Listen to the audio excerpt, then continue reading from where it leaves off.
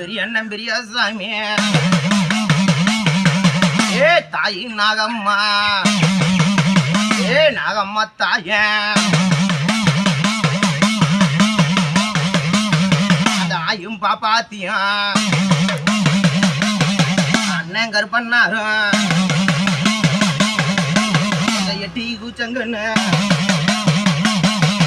அந்த அப்பன் மணி அப்பன்